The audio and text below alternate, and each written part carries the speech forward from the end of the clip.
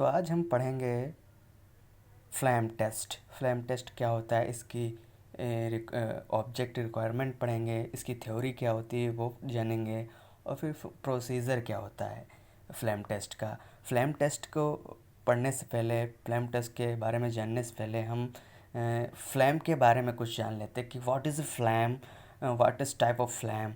तो हम फ्लैम के बारे में यहाँ हमने 3 चित्र बनाए हैं, इमेज बनाई हैं। यहाँ से हम समझ सकते हैं ये नॉर्मली है ये flame. These are 3 types flame: outer zone and middle zone and inner zone। 3 zone होती हैं, सबसे बाहर वाली को आउटर जोन, फिर अंदर वाली को मिडिल, सबसे इनर वाली को इनर जोन कहते हैं। फिर फर्दर इसमें आते हैं हम, तो एक ये चित्र बनाया है हमने। सबसे जो आउटर, इसमें जो आउटर लेयर दिख रही है, आउटर फ्लेम दिख रही है, जो क्या कहते हैं ब्लू कलर की होगी, उसे ऑक्सीडाइजिंग फ्लेम कहेंगे। क्या कहेंगे? Oxidising flame. इसे हम याद रख सकते हैं आउटर, यानी कि ओ, लास्ट में और आ रहा है आउटर में, और ये ऑक्सीडाइजिंग में भी ओ आ रहा है, यानी कि आउटर जो होगी लेयर उसे हम ऑक्सीडाइजिंग लेयर से जानेंगे, और जो इनर लेयर होगी उसे हम रिड्यूसिंग फ्लैम से जानेंगे। जो इनर होगी उसे रिड्यूसिंग फ्लैम से जानेंगे। ठीक है, फर्दर हम आते हैं डायरेक्टली फ्लैम टेस्ट पे।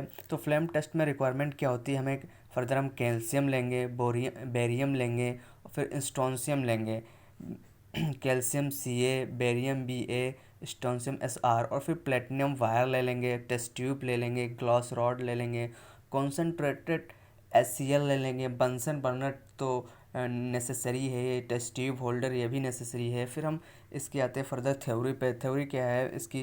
The metal whose outer orbital electrons are loosely held, यानी कि जो मेटल्स होती हैं उनकी जो बाहरी सेल्स होती है उसमें जो इलेक्ट्रॉन उपस्थित होते हैं वो लूजली हेल्ड होते हैं। आपस में लूजली क्या कहते हैं, कम्पैक्ट होते हैं। जो जैसे सपोज हमने मान लिया कि ये मान लिया कि हमने एक न्यूक्लियर है, ये इसकी सेल हैं, ऑर्बिटल हैं, और ये सबसे बाहरी ऑर्बिटल है।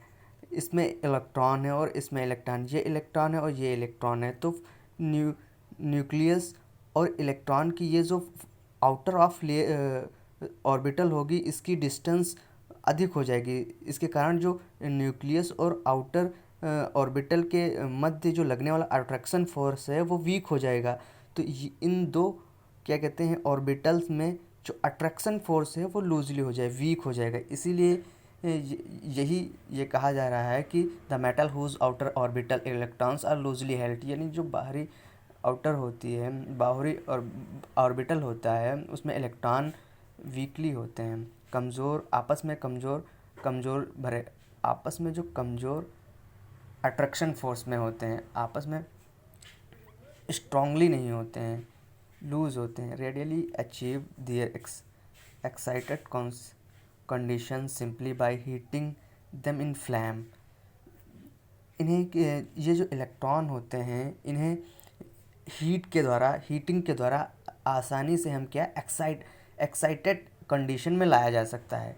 जो ये आउटर ऑर्बिटल्स में इलेक्ट्रॉन्स होते हैं उन्हें हम हीट के द्वारा क्या कहते हैं एक्साइटेड कंडीशन में लाया जा सकता है। फ्लेम में हीट करके हम ये जो फ्लेम में हीट करेंगे तो जो इलेक्ट्रॉन होंगे, मेटल को जो हम फ्लेम में हीट करेंगे तो जो इलेक्ट्रॉन होंगे वो एक्साइटेड क्या कहते हैं कंडीशन में आ जाएंगे। द हीट फर्स्ट, जो हीट होती है वो सर्वप्रथम क्या करती है, ब्रेक्स द कंपाउंड्स को ब्रेक कर देती है। इट्स आयनिक कंपोनेंट्स, इसके आयनिक कंपोनेंट्स में, एंड द मेटेलिक आयंस, और मेटेलिक आयन में ब्रेक कर देती है। जब हम क्या करते हैं फर्दर हम समझते हैं कि जब कोई मेटल होती है उसको हम फ्लेम में ले जाते हैं तो क्या कहते हैं वो उसके जो आउटर ऑफ इलेक्ट्रॉन होते हैं और आउटर ऑर्बिटल में इलेक्ट्रॉन होते हैं वो एक्साइटेड पोजीशन में आ जाते हैं। जो एक्साइटेड पोजीशन में आ जाते हैं तो जो हीटिंग होती है ये सर्वप्रथम क्या करती है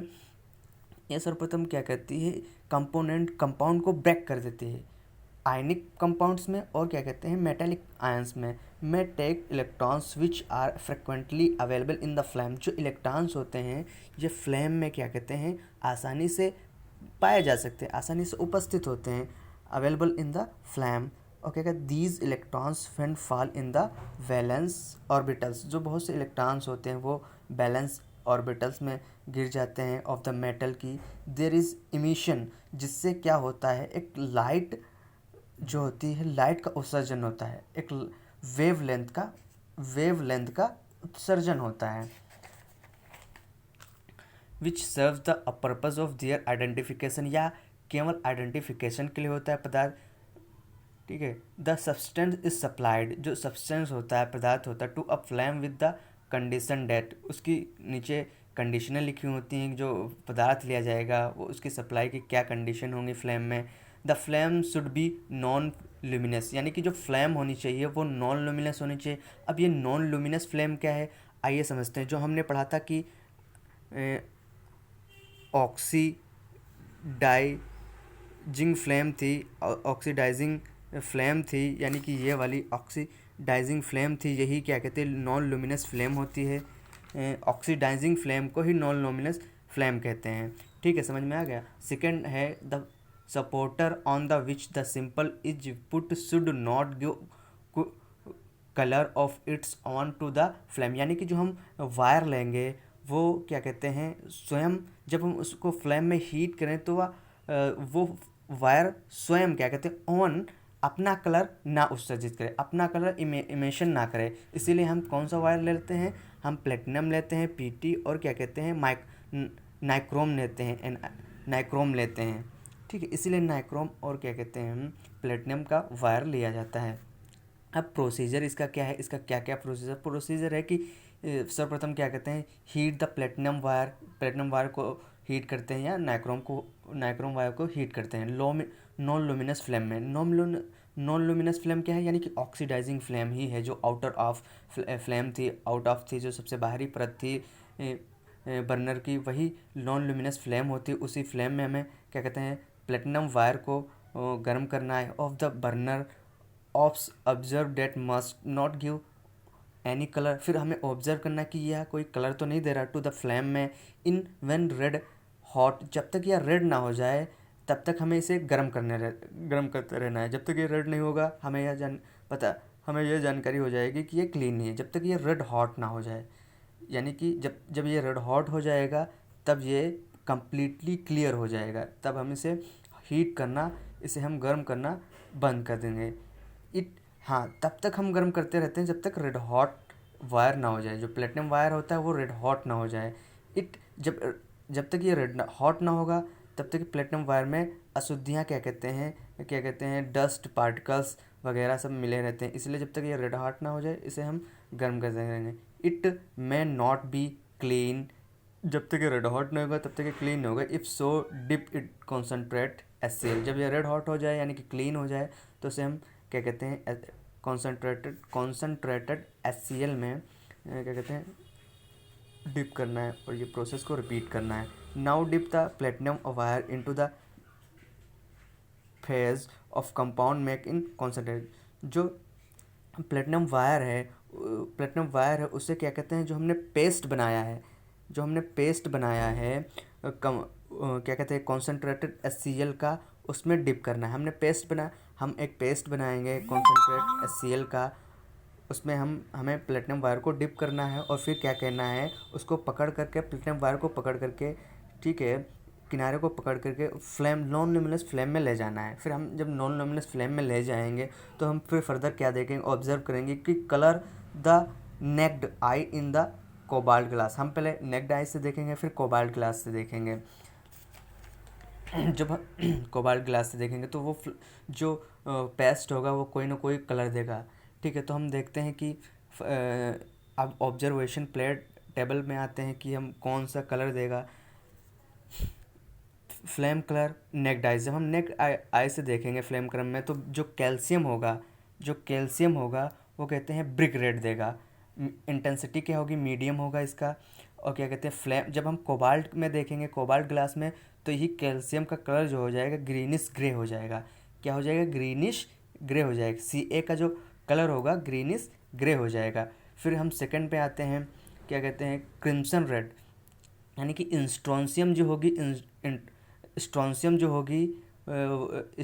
मेटल जो होगी वो नेक्ड आई से देखने पर हमें किस तरह की दिखाई गई, किस कलर में, crimson red, steady red, crimson red दिखाई देगी। कौन सी मेटल, स्ट्रोंशियम मेटल। इसका इंटेंसिटी क्या होगी, मीडियम होगी। और जब हम कोबाल्ट ग्लास से देखेंगे तो हमें पर्पल दिखाई देगा। क्या दिखाएगा, पर्पल। जब हम स्ट्रोंशियम को क्या कहते हैं, फ्लेम में ले गए, फ्लेम में, और फिर हमने नेक्ड आई से देखा किस कलर का दिखाई दे रहा है, कौन सा कलर ऑब्जर्व हम करेंगे, क्रिम्सन रेड। और जब हम कोबाल्ट ग्लास लगा देंगे, फिर देखें कोबाल्ट ग्लास के थ्रू देखेंगे तो हमें पर्पल कलर दिखाएगा। फिर थर्ड आता है, थर्ड मेटल है barium, Ba। Barium, Ba। Barium को जब हम फ्लेम में ले जाएंगे तो नेक्ड आई से हमें क्या ऑब्जर्व होगा, पेल ग्रीन, वेरी पेरसिस्टेंट, पेल ग्रीन हमें दिखाई देगा जब हम इसे फ्लेम में ले जाएंगे। फिर इसका इंटेंसिटी क्या होगी, स्लाइटली होगी। और जब हम कोबाल्ट ग्लास के थ्रू देंगे तो ब्लूइश ग्रीन दिखाई देगा, ब्लूइश ग्रीन दिखाई देगा बेरियम।